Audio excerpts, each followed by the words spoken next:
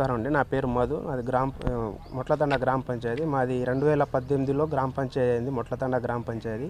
మాకు గ్రామ పంచాయతీ అయినప్పటి నుంచి మా గ్రామం ఏ అభివృద్ధికి నోచుకోలేదండి. కనీసానికి మాకు గ్రామ పంచాయతీ బిల్డింగ్ కూడా లేదు. నిధులు శాంక్షన్ అయ్యాయి అని చెప్తున్నారు కానీ అవి ఎక్కడికి వెళ్ళాయో ఏంటో మాకు తెలియదు. ఇప్పుడే తక్షణమే మీడియా తరపు నుంచి మేము ప్రభుత్వాన్ని కోరేది ఏంటంటే ఆ నిధులు ఇప్పుడే తక్షణమే రిలీజ్ చేసి మాకు గ్రామ పంచాయతీ బిల్డింగ్ శాంక్షన్ చేయాలని చెప్పేసి మీడియా తరఫున ప్రభుత్వాన్ని కోరుకుంటున్నాం. మేము ఇప్పుడు ఉంటున్న గ్రామ పంచాయతీ ఒక అద్దెలో ఉంటున్నామండి, చిన్న షెడ్డులో. ఆ షెడ్ మేము కిరాయి ఇచ్చుకుంటా షెడ్లో ఉంటున్నామండి. అద్దెలో మాకు సౌకర్యాలు కల్పించి మాకు గ్రామ పంచాయతీ బిల్డింగ్ చేపించాలని చెప్పేసి గవర్నమెంట్ కోరుకుంటున్నాను మీడియా తరఫున.